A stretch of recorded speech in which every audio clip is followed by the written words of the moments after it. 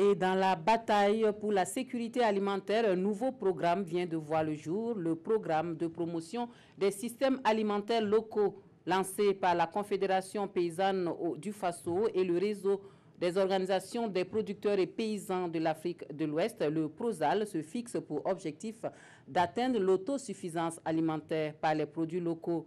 Initiateurs et acteurs du monde agricole se donnent donc des idées sur la promotion de ces systèmes alimentaires locaux autour d'un dîner qui sert de cadre au lancement du programme à Ouagadougou. Urbain Benito Sommet, Vincent Kiendrebego. C'est parti pour le programme régional Promotion des systèmes alimentaires locaux, PROSAL. Le top départ est donné par la Confédération paysanne du Faso et le réseau des organisations des producteurs et paysans de l'Afrique de l'Ouest. Il se donne pour objectif la satisfaction des besoins alimentaires de la population, le développement économique et social et la réduction de la pauvreté dans les pays membres. Pour ce faire, ils ambitionnent renforcer l'image et la compétitivité des produits locaux sur le marché. La première activité, c'est une activité de sensibilisation qu'on est en train de faire après que ça. La deuxième, ça va être effectivement échanger des expériences sur nos démonstrations en termes de démonstration culinaire, mais sur des expériences réussies sur un certain nombre de filières en Afrique de l'Ouest. Le troisième élément va être effectivement des activités de plaidoyer autour des décideurs politiques de notre région pour qu'ils agissent sur nos règles. Plusieurs initiatives sont déjà entreprises par la Confédération paysanne du Faso pour promouvoir les produits locaux, mais ces acteurs ont tout de même des attentes vis-à-vis de ce programme.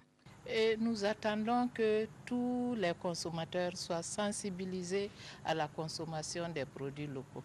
Parce qu'il ne sert à rien de produire si nous ne pouvons pas vendre ou si nous ne consommons pas ce que nous avons produit. Le programme régional Promotion des systèmes alimentaires locaux s'inscrit dans le cadre global de la mise en œuvre des politiques agricoles de la région ouest-africaine.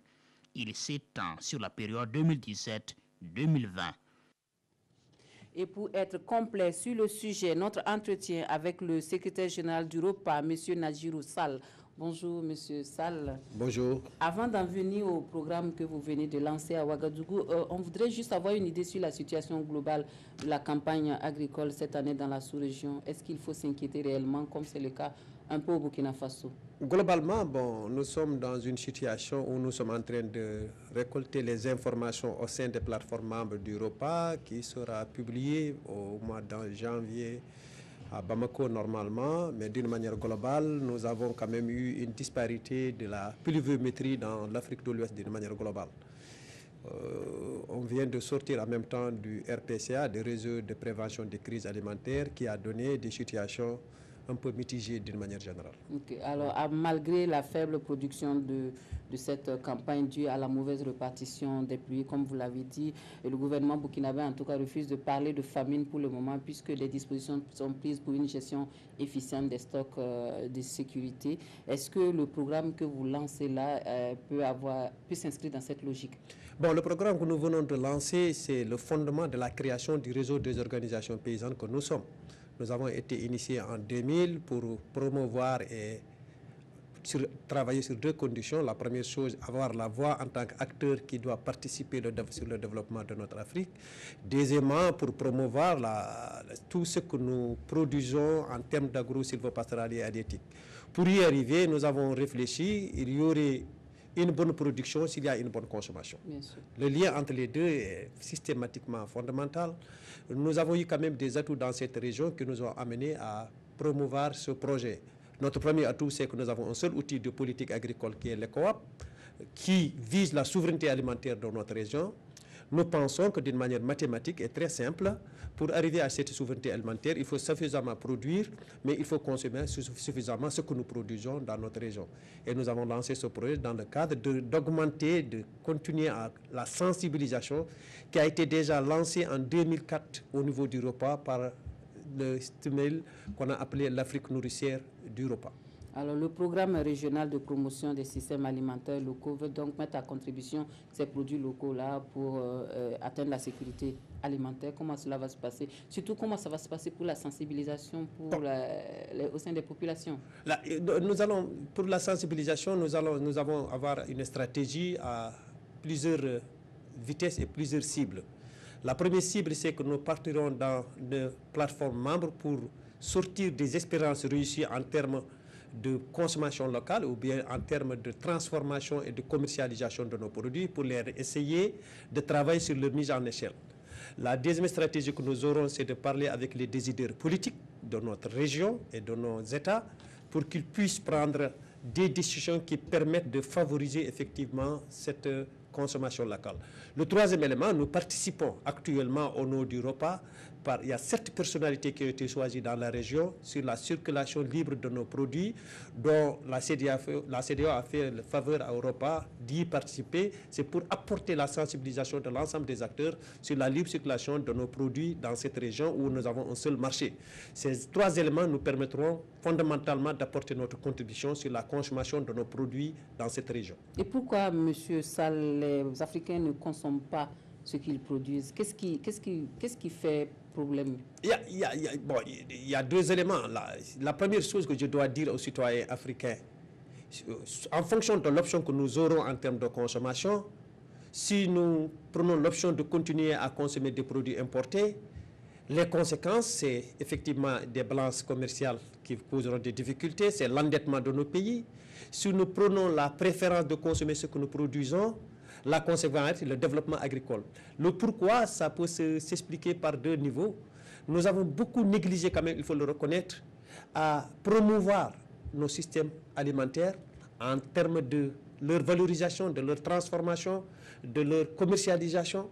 Nous avons beaucoup mis l'accent à un moment donné sur des produits de rente qui n'étaient pas peut-être on en avait besoin au début de nos indépendances.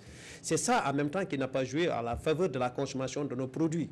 En fait, la remarque qu'on fait généralement, le constat quand on prend juste la question du riz, il y a le problème du prix aussi qui est là. On a l'impression que les produits locaux sont plus chers que les produits importés. C'est une question qu'on peut se poser. C'est-à-dire, en même temps, le consommateur, effectivement, fait le choix en fonction du prix. Pour arriver à se situer, il faut avoir des règles qui nous permettent d'avoir une circulation libre, d'agir sur les taxes qui permettent effectivement à vendre des prix à des prix compétitifs. Mais je vais donner un exemple plus simple. Je suis au Burkina, j'ai la fierté de parler du poulet bicyclette. C'est une consommation locale et qui est là. Par rapport au riz, qui est quand même une denrée de plus... Voilà, tout le monde mange du riz au Burkina. Mais la préférence, c'est pour le riz importé. Mais derrière tout ça, qu'est-ce qu'il y a? C'est de supporter la filière du riz, d'aider les gens à produire assez, d'arriver à la qualité de l'exigence du consommateur, et de mettre des prix compétitifs. C'est ça le vrai combat qu'il faut attaquer pour arriver à renverser les tendances. Et on va y arriver un jour, M. Sall? Absolument, j'ai une forte croyance à ça. Alors, on va parler de ce projet. C'est sur quelle durée et comment ça va se repartir dans l'espace? Le projet, pour ce projet spécifiquement, il a une durée de 3 ans. On l'a démarré maintenant dans les pays. Ça va jusqu'en 2020 sur ce processus de sensibilisation et de concertation pour amener effectivement à apporter notre contribution sur la consommation de nos produits dans cette Afrique de l'Ouest. Et pour le suivi, parce qu'il y a aussi ce problème de suivi des projets qu'on lance, mais après, il n'y a pas de suivi, on ne sait pas ce que ça donne. Le suivi, c'est-à-dire le repas est structuré autour de 13 plateformes membres. C'est chaque plateforme qui portera son programme au niveau national. Nous aurons une consolidation au niveau régional qui va être portée par notre secrétaire exécutif qui a son siège ici à Ouagadougou. Ok. Peut-être, M. Sall, pour finir cet entretien, un dernier mot. Mais c'est de remercier la télévision de nous avoir accepté de nous inviter à cette heure et en même temps remercier l'ensemble de nos constituants qui nous ont écoutés. Mais je lancerai le dernier message pour dire, écoutez, nous avons à prendre la décision de consommer nos propres produits pour arriver au développement agricole de notre région. Message entendu, M. Sall. Vous restez avec nous pour la suite de notre journal. Je rappelle que nous recevons le secrétaire général du ROPA qui est venu nous parler d'un programme lancé hier au Burkina Faso, donc sur la sécurité alimentaire qui va se baser sur la consommation des produits locaux. Voilà.